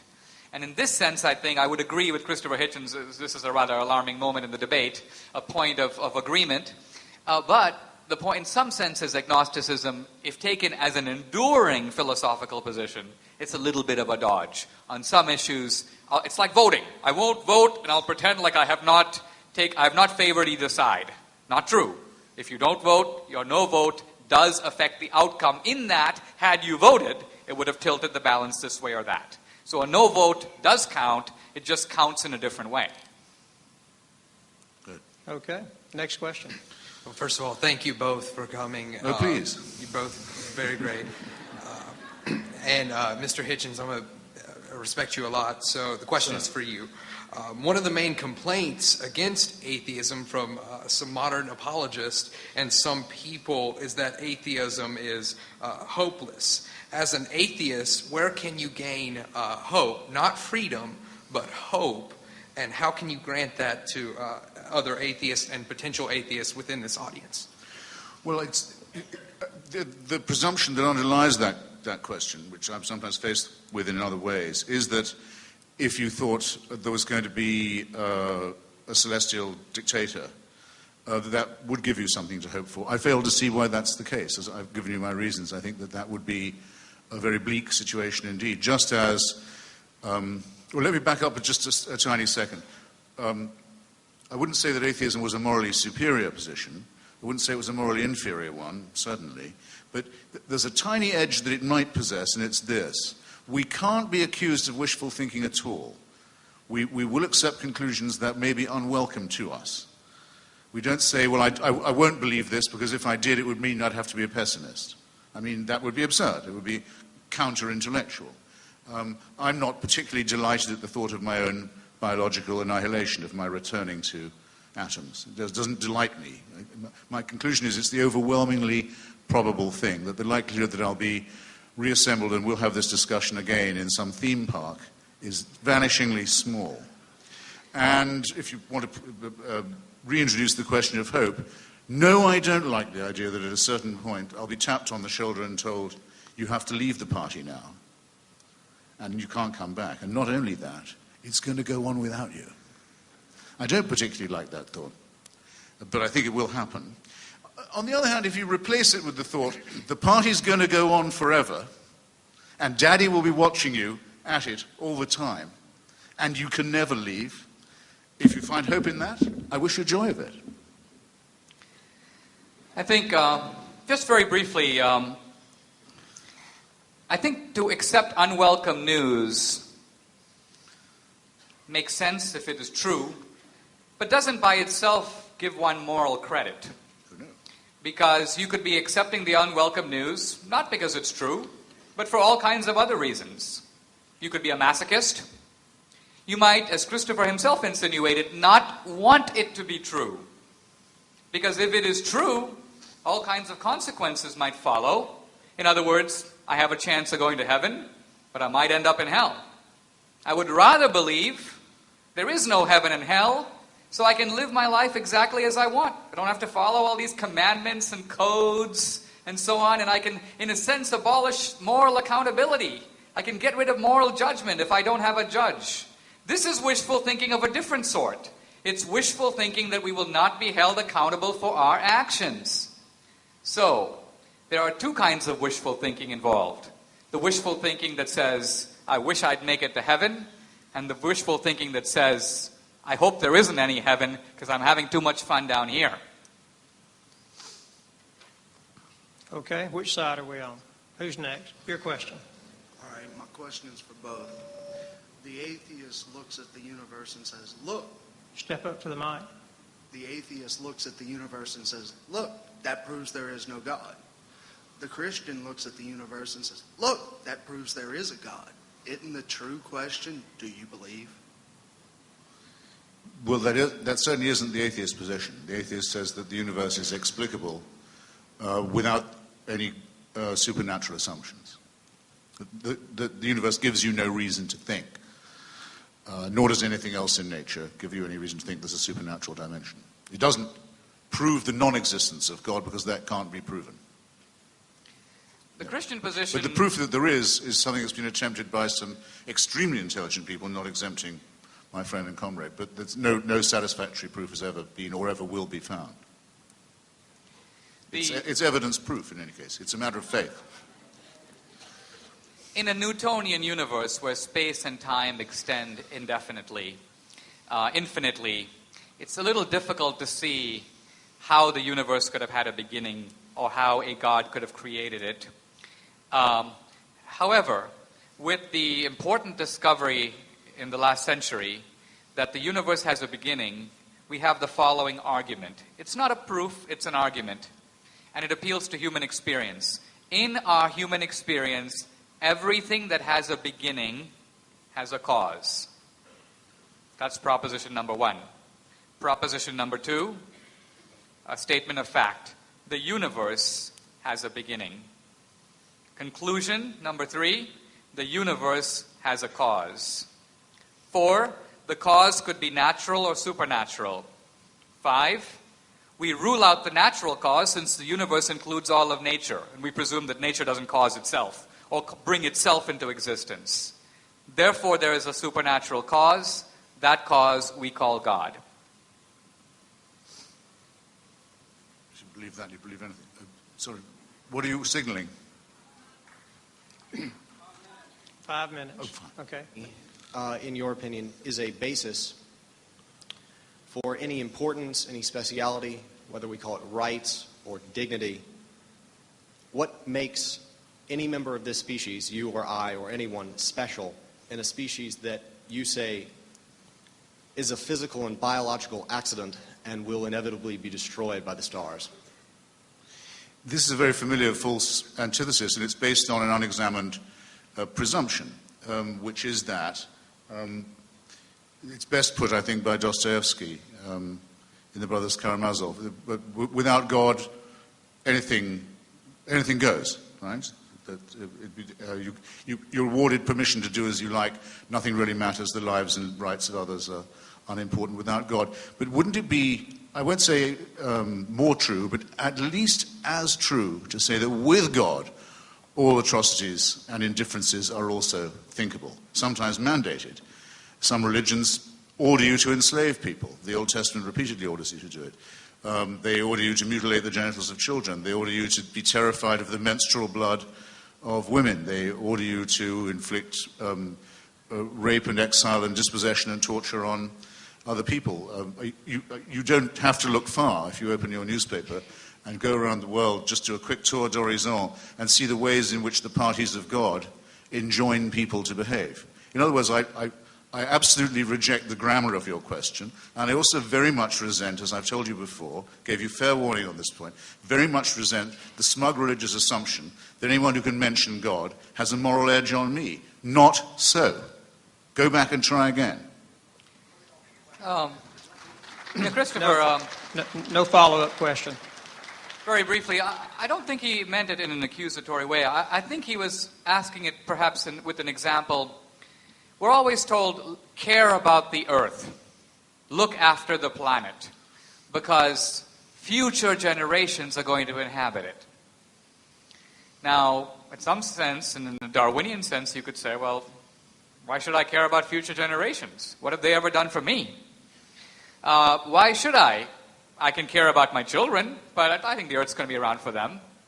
Eons down the road, if there's global warming and the planet is 5 degrees warmer 500 years from now, who cares? Why should we care? Why should we invest in things that are not to our Darwinian benefit? I think this question still awaits a full answer. Because I think the atheists are too quick to say we can remove God and leave morality securely in place. In fact, Nietzsche was the one who disputed that. He said, no, you think you can... The point of God is dead was not some crude assertion that God should be cremated or we can't believe in God. It was the consequences of the death of God. Nietzsche was actually talking to atheists. When Zarathustra comes into the public square, the people surrounding him are not religious believers, they're atheists. And Zarathustra says to them, you fools, you don't understand the implications of what you're saying. If God is dead, all the morality that came out of God has to go too. It can last for a little while, but over time it will erode. And Nietzsche predicted terrible wars in the 20th century that would follow the secularization of European society. And boy, was he an atheist prophet on that score. But there's a specific Christian school called premillennial dispensationalism, and it's not the only one, that says, who cares about the environment, who cares about the planet, who minds about all this? Jesus is coming back. He's coming back real soon. You're wasting your time with conservation measures. And mutatis mutandis, that would be just as true of any other calamity, that if you believed in God, you could be as indifferent to it as you wished. Who said the following about the prospect of a nuclear holocaust, a nuclear extermination of humanity? Who said this about it? The worst it could do would be to move people more rapidly rather than less into a state of futurity to which they're destined in any case. Wasn't me. No, it was the Archbishop of Canterbury when there were first protests against Britain testing a nuclear weapon in the atmosphere. It was an ex cathedra statement by the Archbishop. It's a statement that's perfectly congruent with the Christian faith. Okay, we have time for one more question over here. Okay, this question is for you, Mr. Hitchens. If there is no God and no higher calling for our lives, then what is the point of life? And not only that, but how can you say that our God is cruel if he gives us a chance for eternal life and for a higher calling? Well, it's a matter of taste, I suppose. Do you find life more pointful if you regard yourself as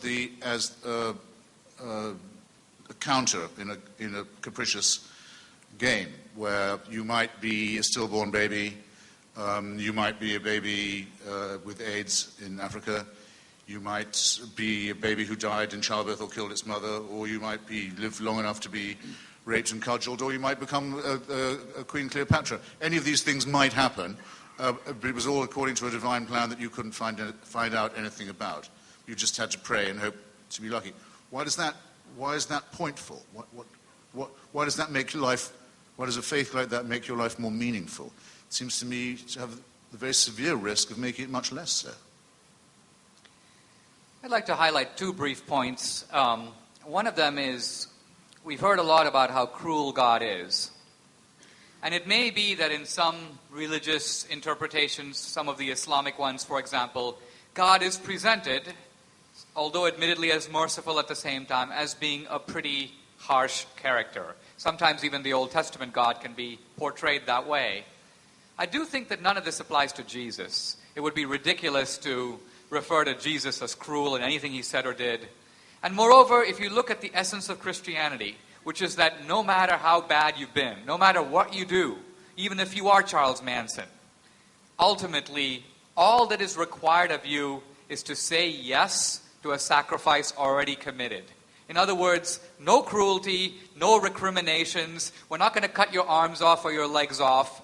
All that you have to do is accept what Jesus did for you on the cross. And that's it. What could be a lighter requirement? It's like the Garden of Eden. It's a beautiful place. Do whatever you want. Just don't eat from this one tree. But such is the perversity of human nature that tree we've got to go bite out of. And this simple Christian commandment is too much for us. God is too cruel to ask that we just say yes to a free gift. One other thought. And that is, I think when you're asking about the point in life, you're getting back at the question earlier about the practical benefits of atheism in Christianity. If something is not, none of us knows on the basis of reason alone what comes after death. In some senses, you can never fully sort out something that is inherently unknowable. It's on the other side of the curtain. Shakespeare calls death the undiscovered country. So since we don't know for sure, we've got to orient our life one way or the other. We've got to make a choice. So in some senses, the question is, which solution benefits you more? Which gives you more practical payoff? Now, if I had a child who was, let's say, killed by cancer, and I go to an atheist and say, what do you got for me? The atheist was basically going to say, cancer cell 1, D'Souza family 0. There's no point to it. There's no meaning to it. There's no consolation I have to offer you. Ultimately, this is nature. Get used to it. On the other hand, the Christian way is different. It at least offers me that there is a divine being superintending the universe. There might be some meaning or purpose in this, even if I don't know what it is. There's the possibility I might be reunited with my son or daughter in a future life. I may not believe all those things, but my point is if I do believe them, they're going to give me a very practical sense of benefit and hope. In that sense, Christianity delivers the goods in a way that atheism can't. Well, I sure don't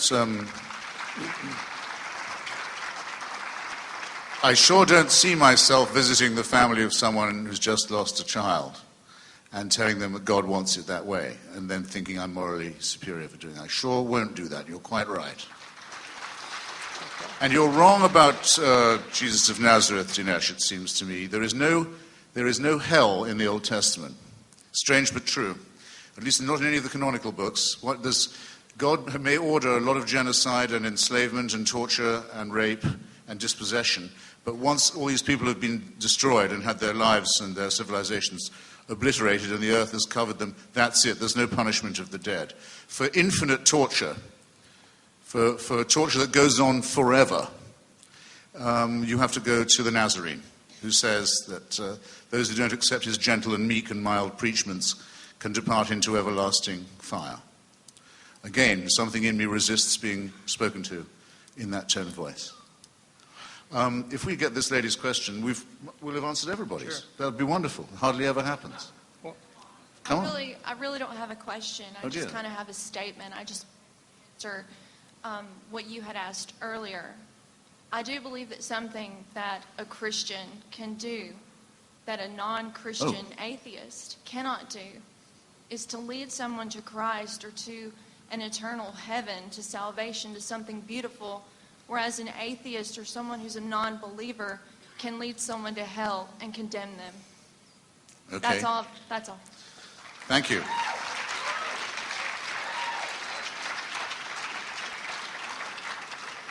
Comment, Mr. Hitchens. It doesn't quite respect the terms of the question, but I appreciate the thought anyway. Okay, thank you both. Especially the gentlemen. thought that I'm going to hell.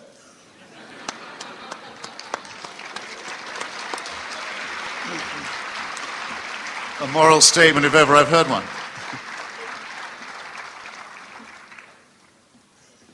Let's take this opportunity to thank both of these gentlemen for being here with us tonight.